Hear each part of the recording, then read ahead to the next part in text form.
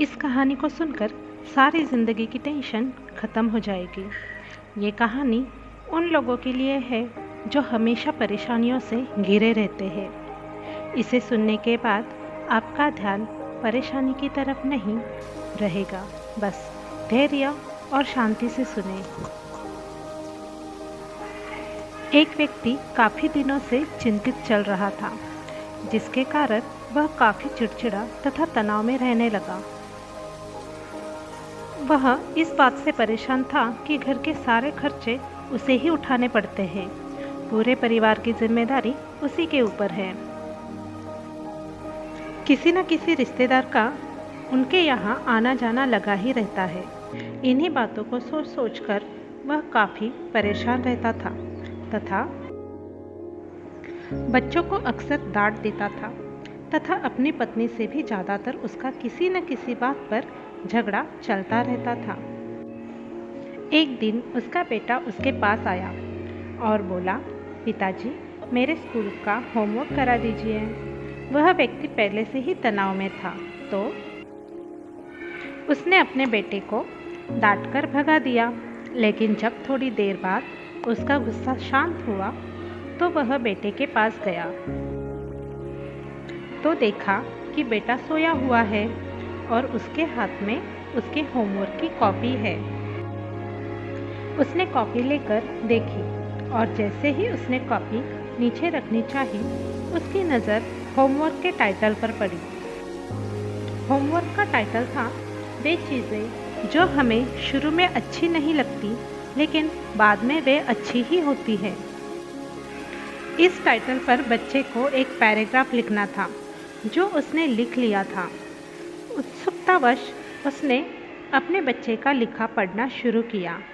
बच्चे ने लिखा था, मैं अपने फाइनल एग्ज़ाम को बहुत धन्यवाद देता हूँ, क्योंकि शुरू में ये तो बिल्कुल अच्छे नहीं लगते, लेकिन इनके बाद स्कूल की छुट्टियाँ पड़ जाती हैं।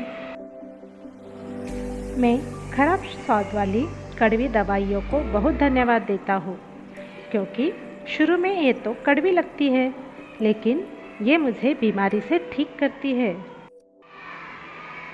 मैं सुबह सुबह जगाने वाली उस अलार्म घड़ी को बहुत धन्यवाद देता हूँ, जो मुझे हर सुबह बताती है कि मैं जीवित हूँ।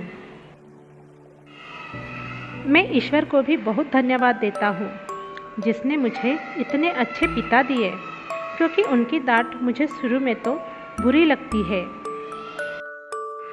लेकिन वो मेरे लिए खिलौने लाते हैं, मुझे घुमाने ले जाते हैं और मुझे अच्छी अच्छी चीज़ें खिलाते हैं। और मुझे इस बात की खुशी है कि मेरे पास पिता है, क्योंकि मेरे दोस्त सोहम के तो पिता ही नहीं है। बच्चे का होमवर्क पढ़ने के बाद वह व्यक्ति जैसे अचानक नींद से जाग गया हो। उसकी सोच ही बदल गई। बच्चे की लिखी बातें उसके दिमाग में बार बार घूम रही थी, खासकर वह लास्ट वाली लाइन। उसकी नींद उड़ गई थी। फिर वह व्यक्ति थोड़ा शांत होकर बैठा और उसने अपनी परेशानियों के बारे में सोचना शुरू किया। मुझे घर के सारे खर्चे उठाने पड़ते हैं। इसका मतलब है कि मेरे पास घर है और ईश्वर की कृपा से मैं उन लोगों से बेहतर स्थिति में हूँ जिनके पास घर ही नहीं है।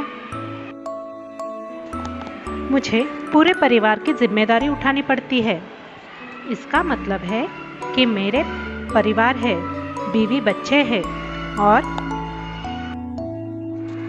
ईश्वर की कृपा से मैं उन लोगों से ज़्यादा खुशनसीब हूँ जिनके पास परिवार ही नहीं है और वो दुनिया में बिल्कुल अकेले हैं।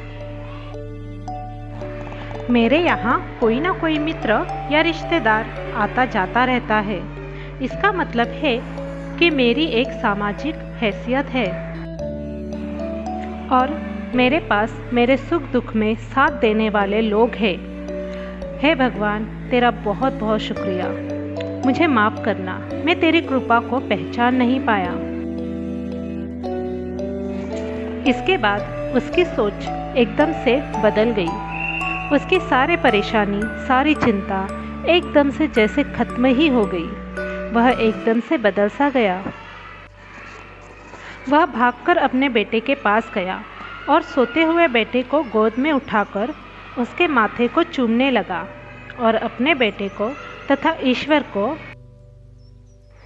धन्यवाद देने लगा। हमारे सामने जो भी परेशानियां हैं, हम जब तक उनको नकारात्मक नज़रिए से देखते रहेंगे, तब तक हम परेशानियों से घिरे रहेंगे। लेकिन जैसे ही हम उन्हीं चीज़ों को, उन परिस्थितियों को सकारात्मक नज़रिए से देखेंगे, हमारी सोच एकदम से बदल जाएगी। हमारी सारी चिंताएं, सारी परेशानियां, सारे तनाव एकदम से खत्म हो जाएंगे और हमें मुश्किलों से निकलने के नए नए रास्ते दिखाई देने लगेंगे। अगर आपको ये बात अच्छी लगे तो उसका अनुकरण करके ज़िंदगी को खुशहाल बनाइए।